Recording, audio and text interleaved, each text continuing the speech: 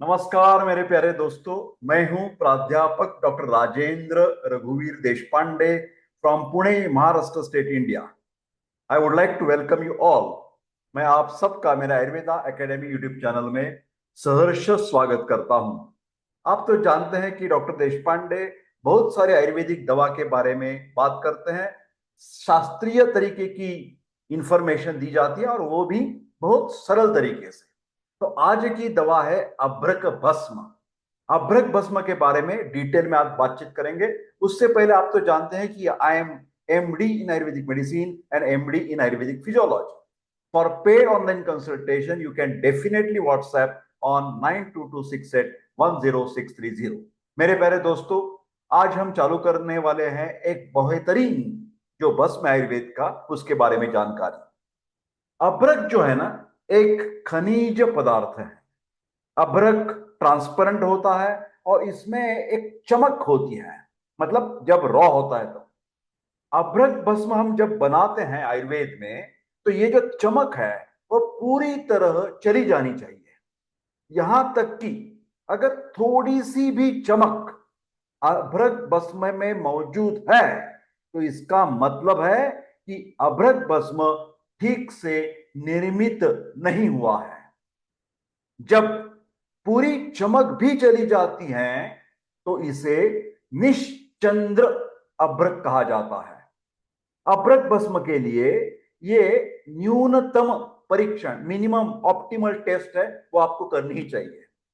अभ्रक भस्म तैयार करते समय हम जब अग्नि संस्कार देते हैं तो उसे पुट नाम से, एक शास्त्रीय नाम है पुट। पुट का मतलब है अग्नि देना। अभ्रक भस्म को जितना अग्नि ज्यादा देंगे, जितना अधिक पुट दिया जाएगा, तो अभ्रक भस्म बेहतरीन बेहतरीन अधिक शक्तिशाली बन जाएगा। इसलिए चमक खोने के बाद भी ये जो अग्नि प्रक्रिया है, अग्नि संस्कार है, पुट है, वो प्रक्रिया जारी रहती है।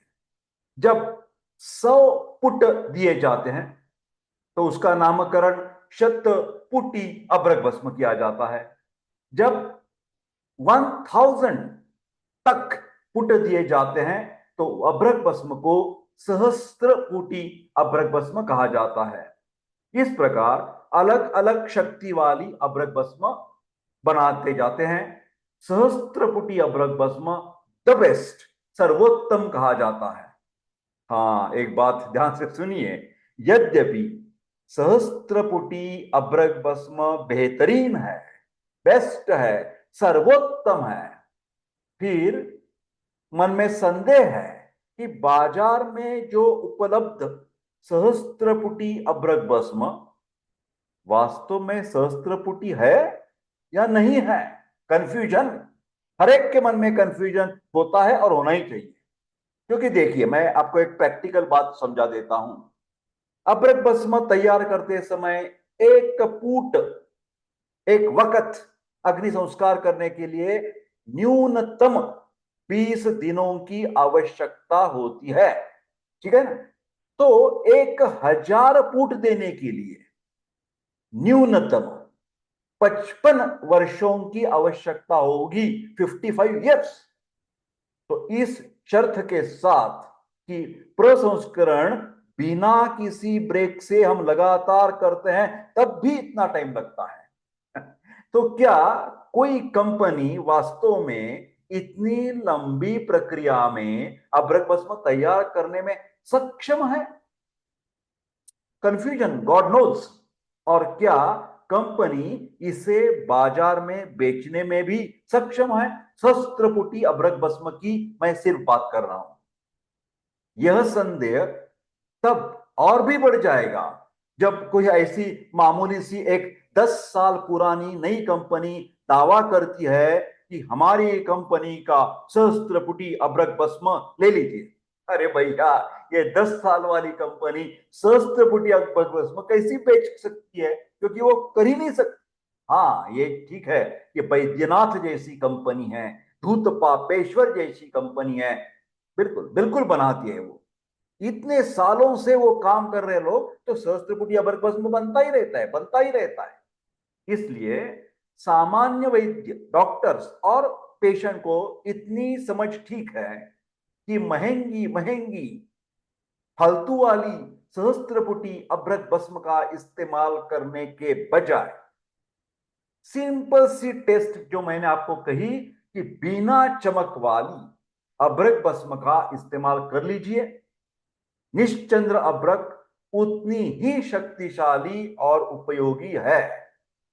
मेरे ख्याल से अभ्रक भस्म का इतना प्रास्ताविक परिचय ठीक ठाक है। अभी हम अगले स्लाइड से अभ्रक भस्म के गुण और उपयोग के बारे में चर्चा करते हैं। अभ्रक भस्म बेहतरीन हृदय टॉनिक, हार्ट टॉनिक है।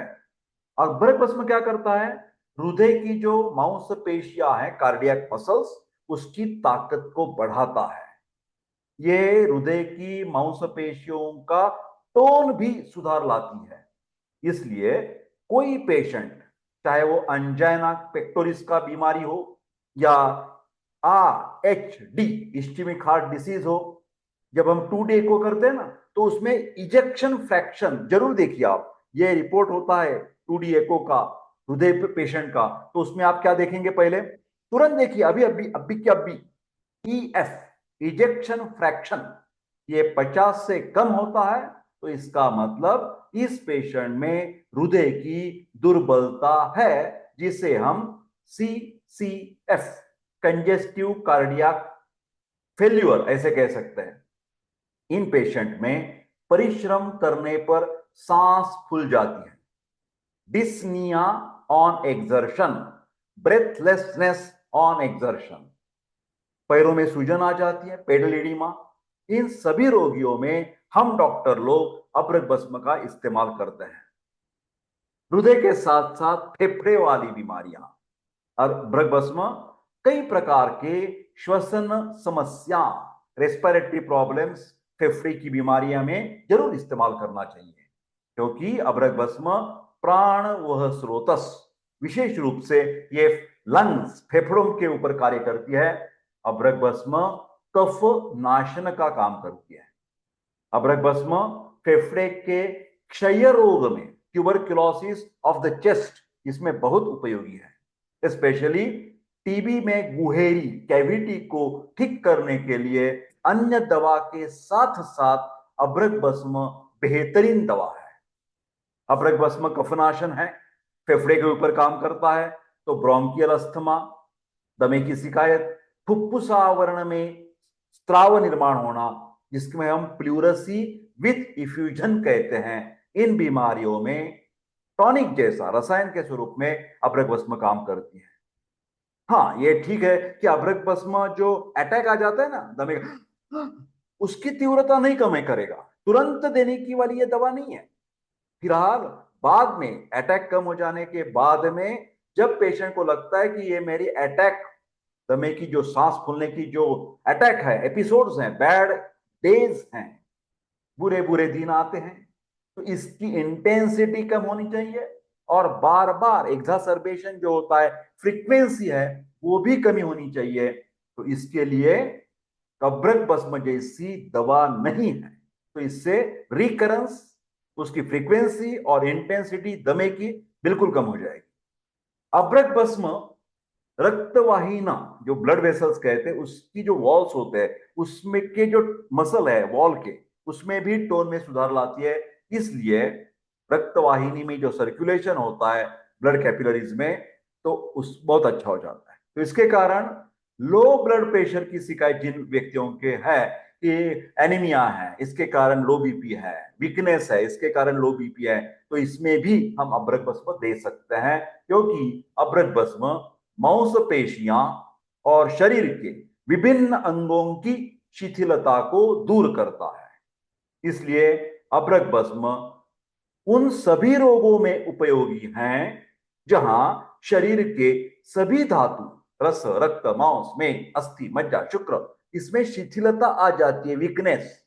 एक उदाहरण के लिए एनीमिया, जिसको आयुर्वेद में पांडु रोग से नाम जाता है, तो एनीमिया में अभ्रक भस्म क्या करेगा कि जो आयरन है, लोह है, उसके शक्ति में, उसकी पावर, उसकी पोटेंसी बढ़ाएगा। इसलिए एनीमिक पांडु, जिसमें हीमोग्लोबिन की लेवल कम है, उसमें अभ्रक भस्म का उपयोग अन्य जो रक्त बढ़ाने वाली दवा देते हैं, जैसे कि नवायस चूर्ण है, लोहासव है, हाँ, पुनर्नवा मंडूर है, इसके साथ साथ अबरक भस्म देने से उस सभी द्रव्य के जो एक्शन है वो बहुत अच्छी हो जाएगी। अबरक भस्म का उपयोग किसी भी पुरानी या गंभीर बीमारी के बाद जो व्यक्ति को कमजोरी आ जाती है, तो उस कमजोरी को दूर करना और मूल शक्ति को वापस लाना, जैसे कि ट्यूबरक्लोसिस के पेशेंट्स हैं, कैंसर के पेशेंट्स हैं, HIV एड्स के पेशेंट है, इन सब में हम अबरक भस्म देते हैं। और एक बात, अबरक भस्म का उपयोग हम दिमाग की बीमारी में जरूर करते हैं। देखिए, एक फिलहाल रिवीजन के तरीके से मैं आपको बता रहा हूं। पहला तो अपच, अबरक भस्म का उपयोग दीपन, भूख बढ़ाने वाली यह द्रव्य है, और पाचन, कार्बिनेटिव उसके एक्शन है, तो इसके लिए इनडाइजेशन के सभी शिकायतों में अबरक भस्म हम सहायक रूप से दे सकते हैं। खांसी की बीमारी, जितना ज्यादा टाइम पेशेंट को खांसी है, जैसे ट्यूबरकुलोसिस, ये एम्फीजिमा, ब्रोंकियल अस्थमा, इन सब में ये जो सांस फूलने वाली शिकायत है, अत्यधिक खांसी से छुटकारा पाने के लिए अबरक भस्म का उपयोग करना चाहिए।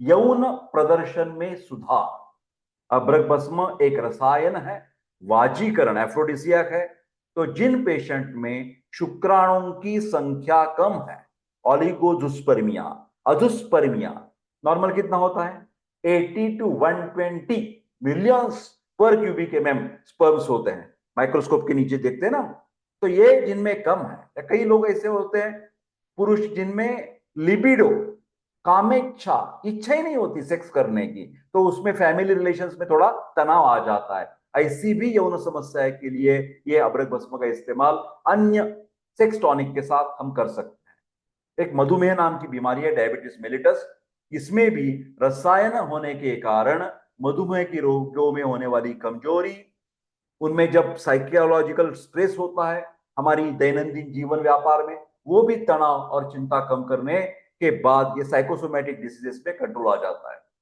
तो कैसे उपयोग करें अबरक भस्म, मेरे को उपयोग करना है तो कैसे करें? शहद के साथ, एक चम्मच शहद में आधा से एक चुटकी इतनी सी अबरक भस्म, शतपुटी अबरक भस्म डालना, और भोजन के बाद लंच एंड डिनर ये 2 दफा देना है, टॉनिक जैसा। च्यवनप्राश के साथ भी अबरक भस्म ले सकते हैं। एक चम्मच च्यवनप्राश में आधा से एक चुटकी अबरक भस्म, शतपुटी अबरक भस्म डालकर जीवन शक्ति में सुधार के लिए हल्के भोजन के बाद, लंच डिनर के बाद ये ले सकते हैं। तीसरा उपयोग है नारियल पानी के साथ अबरक भस्म, आधा से एक चुटकी अबरक भस्म, शतपुटी अबरक भस्म या सहस्त्रपुटी अबरक भस्म आधा गिलास नारियल पानी के साथ देना। ज्यादातर इसका उपयोग मूत्र संक्रमण, यूरिनरी ट्रैक्ट इन्फेक्शन को नियंत्रित करने के लिए 2 दफा हम ले सकते हैं। गुड़ुचि सत्व या हल्दी रस के साथ अबरक भस्म ले सकते हैं। गुड़ुचि या हल्दी रस के में आधा से एक चुटकी अबरक भस्म, शतपुटी या सहस्त्रपुटी डालकर ये ले सकते हैं। इसके द्वारा चयापचय की जो प्रक्रिया होती है, मेटाबॉलिक प्रोसेस, और रक्त शर्करा को, ब्लड शुगर को नियंत्रित रखने के लिए 2 दफा हम अबरक भस्म ले सकते हैं। चावल के पानी के साथ भी अबरक भस्म लिया जाता है। 1 कप चावल के पानी में आधा से एक चुटकी अबरक भस्म, शतपुटी या सहस्त्रपुटी मिलाकर देने से योनि में, स्त्रियों में योनि के द्वारा जो सफेद स्राव निकलता है, जिसको हम ल्यूकोरिया कहते हैं, इसमें व्हाइट डिस्चार्ज, इसमें हम जरूर ये अबरक भस्म का इस्तेमाल करेंगे। कई लोग पूछते हैं कि क्या पक्षाघात की पेशेंट को भी अबरक भस्म दिया जाता है? क्यों नहीं, बिल्कुल दिया जाता है। अबरक भस्म वात दोष को संतुलित करके, ज्यादातर ये ब्रेन टॉनिक भी है, पक्षाघात के मामलों में सहायता कर सकती है। इसके अलावा अबरक भस्म नर्व्स जो होते हैं, नसों को पोषण देती है, नसों को अधिक नुकसान होने से रोकती है।